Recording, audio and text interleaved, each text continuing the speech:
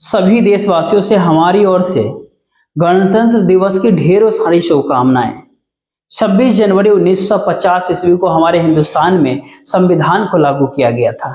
जिस संविधान के भीतर तमाम तरह के नियम कानून बनाए गए, जिस नियम कानून को हर हिंदुस्तानी को फॉलो करना होता है, उसे मानना होता है। कोई भी व्यक्ति अगर इस नियम कानून के दायरे से अगर अलग होता है तो फिर उसे कोर्ट की ओर से सजा भी दी जाती है। संविधान में लिखी गई बातों से सजा भी मिलती है, लेकिन इसके बावजूद भी लोग जानबूझकर के गलतियां करते हैं। आज की भी कहानी में ठीक ऐसा ही कुछ होता है। नमस्कार, मेरा नाम जितेंद्र कुमार, आप देख रहे हैं स्टडी सफर तक। वीडियो को लाइक और चैनल को सब्सक्राइब जरूर कीजिएगा। आज की जो सच्ची घटना मैं आपको बता रहा हूँ, दरअसल ये घटना होता है उत्तर प्रदेश राज्य की। जी हाँ, योगी जी के राज्य का एक जिला पड़ता है फिरोजाबाद, और इसी फिरोजाबाद का एक थाना लगता है सिकोहाबाद, और सिकोहाबाद थाने के अंतर्गत एक गांव पड़ता है औरंगाबाद, और इसी औरंगाबाद गांव का रहने वाला राजा राम बघेल होते हैं। राजा राम की पत्नी का नाम होता है भाग्यश्री। जी हाँ, राजा राम का एक औलाद होता है राजेश कुमार। अब राजेश कुमार की पत्नी का नाम होता है पूजा। अब राजेश, जो कि अपने ही इलाके में काफी मेहनत मजदूरी करके काम करते हैं, और बाद में आपसे कर रहा हूं करीब 18 नवंबर के रात के समय की, दरअसल 18 नवंबर को राजेश का जो एक साला होता है अंकित कुमार, उसके घर पे आया था, राजेश के घर पे। इसलिए राजेश की पत्नी पूजा काफी खुशी नहीं होती है, बल्कि काफी बढ़िया खाना भी बनाती है। अब राजा राम का पूरा परिवार एक साथ बैठ करके खाना खाता है, और खाना खा करके वो सो जाता है। लेकिन अगले दिन 19 नवंबर को जब राजेश की नींद खुलती है, वह अपने आप को अस्पताल में पाता है। अब दरअसल उसी अस्पताल के भीतर राजेश के माता पिता भी एडमिट होते हैं। जी हाँ, वो सब भर्ती होते हैं। डॉक्टर से पूछताछ करने के बाद पता चलता है कि राजेश और उसके माता पिता के खाने में कुछ नशीली पदार्थ मिलाई गई थी, कुछ नशीली दवाइयां मिलाई गई थी। जैसे इस बात की जानकारी राजेश को पता होता है, वो एकदम से घबरा जाता है। तब तक करीब 4 बजे के आसपास इधर जो है राजेश के माता पिता भी काफी होश में आ जाते हैं। अब जैसे ही अस्पताल में वो होश में आते हैं, जब अस्पताल से वो डिस्चार्ज होते हैं, सबके सब अपने घर लौट जाते हैं। लेकिन राजेश जब अपने घर पे वापस जाता है तो अपने घर पे न तो अपनी पत्नी को पाता है वहां, न ही अपने साले को अंकित को पाता है। जब दोनों को अपने घर पे नहीं पाता है, इसी कारण से राजेश काफी परेशान हो जाता है। अब राजेश जब अपने घर के सारे सामानों को चेक करता है तो एकदम से चौंक सा जाता है। दरअसल उसके घर के भीतर का अलमारी खुला ही नहीं पड़ा होता है, बल्कि उस अलमारी के भीतर से 80,000 रुपये जो रखे होते हैं, प्लस जो ज्वेलरी होते हैं, जो गहने आभूषण होते हैं, सबके सब गायब होते हैं। जिसको देख करके राजेश को ये बात समझने में बिल्कुल भी समय नहीं लगता कि उसके घर के भीतर लूट का इंजाम दिया गया है। अब दरअसल राजेश और उसके माता पिता को गांव के लोगों ने ही अस्पताल ले जाकर के भर्ती करवाया था। अब राजेश जब पड़ोसियों से अपनी पत्नी और साले अंकित के बारे में पूछताछ करता है, उन दोनों के बारे में कुछ भी पता नहीं चलता है। अब दरअसल राजेश जो होता है, एक दिन पहले ही पूजा से शादी कर अपने घर लेकर के आता है। अब राजेश को ये बात समझने में थोड़ा सा भी समय नहीं लगता है कि उसकी पत्नी और साले ने मिलकर के राजेश के साथ में चीट किया। इसीलिए राजेश जो है अगले दिन ही नजदीकी पुलिस स्टेशन जाता है और अपनी पत्नी के ऊपर, पूजा के ऊपर मुकदमा दर्ज करवा देता है।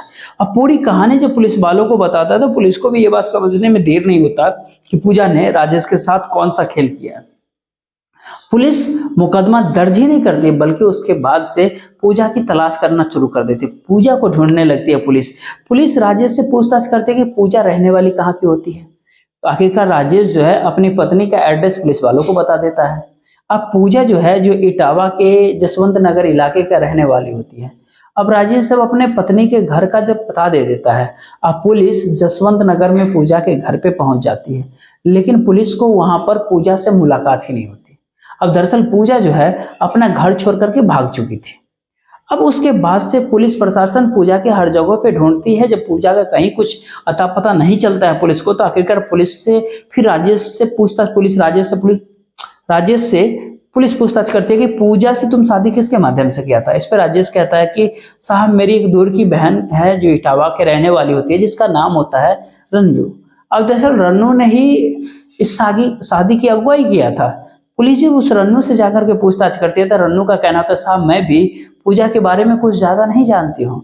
दरअसल मेरे ही पड़ोस का रहने वाली एक महिला होती है जिसने पूजा के बारे में मुझसे बताया था, और फिर ये शादी जो है आनंद फानंद में करवा दिया गया। पुलिस अभी पूजा की ढूंढ ही रही थी, तभी पुलिस को एक ऐसी खबर लग जाती है जिसको सुन करके पुलिस भी एकदम से चौंक सा जाती है।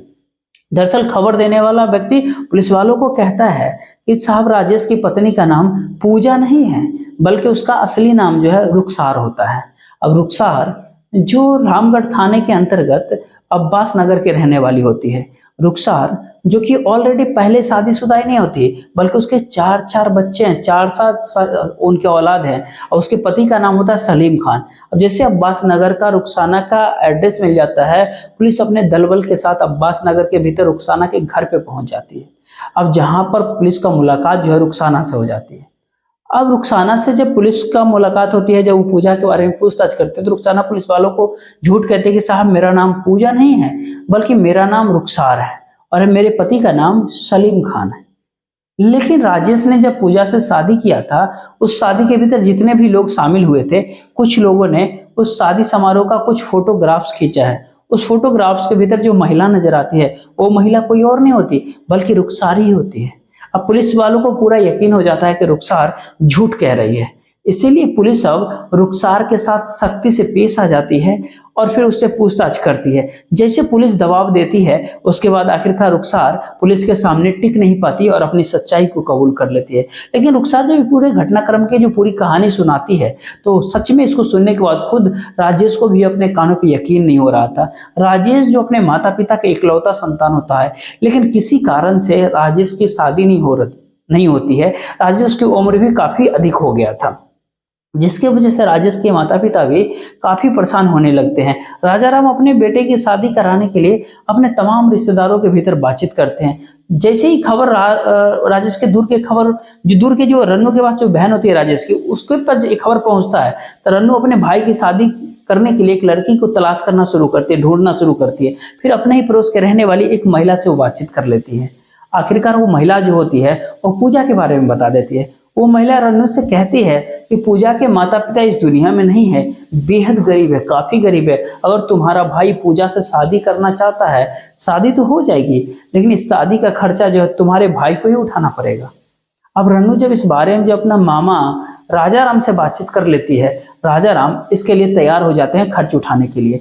अब जा करके जब एक नाथपुर के भीतर पूजा को देखते हैं ये लोग, राजा राम को पूजा भी पसंद आ जाती है और फिर आनंद फानंद में ही शादी की तारीख भी मुकर्रर कर दी जाती है। अब 17 नवंबर को इसी सिकोहाबाद के एक मंदिर के भीतर राजेश और पूजा की शादी हो जाती है, जिस शादी में कुछ राजेश के अपने जानने वाले लोग होते हैं। तो उस शादी के भीतर पूजा के भाई के साथ उसके चाचा भी शामिल होते हैं। अब 17 नवंबर को जब शादी हो जाती है, राजेश अपने पत्नी को लेकर के घर पे लौट जाता है और अगले ही दिन शादी के जितने भी रस्म होता है सारी पूरी होती है। लेकिन अगले दिन 18 नवंबर को पूजा का भाई अंकित भी राजेश के घर आ जाता है। दरअसल उसका असली नाम अंकित नहीं होता है, बल्कि जुबेर होता है। अब जुबेर जो रुखसाना के ही इलाके का गांव का रहने वाला होता है। दरअसल जुबेर और रुखसाना ने मिल करके अपना एक गिरोह बना लिया था, जिसके भीतर रुखसाना ने करीब 5 लोगों को शामिल किए हुआ था, जिसमें से एक का नाम होता है मुकेश कुमार, जो लभुआ गांव का रहने वाला होता है। दूसरे का नाम होता है अनिल कुमार, जो इटावा का इमरुआ गांव का रहने वाला होता है। तीसरे का नाम होता है मनोहर सिंह, जो रामगढ़ के प्रतापगढ़ का रहने वाला होता है। दरअसल इन 5 ने मिलकर अपना एक गिरोह तैयार किया था और एक फिल्म को देख करके ये बनाया था, जिस फिल्म का नाम होता है डोली के डोली, जो साल 2015 के भीतर आई थी। इस फिल्म के मुख्य कलाकार होते हैं सोनम कपूर।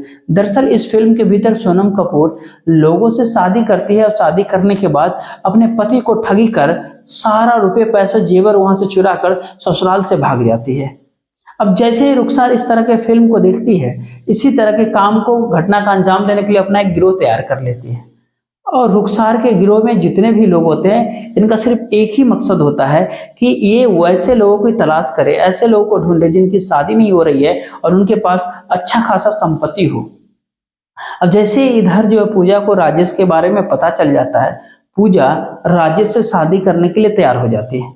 17 नवंबर को जब शादी होती है, 18 नवंबर को ही अपने घटना को अंजाम दे देती है। जब उसका भाई जुबेर होता है, जब उसके ससुराल में पहुंचता है रात के समय, जुबेर और रुखसाना दोनों मिलकर के राजेश के माता पिता के खाने में कुछ नशीली दवाई मिला देते हैं। अब जैसे ही वो खाना खाते हैं, गहरी नींद में वो सो जाते हैं।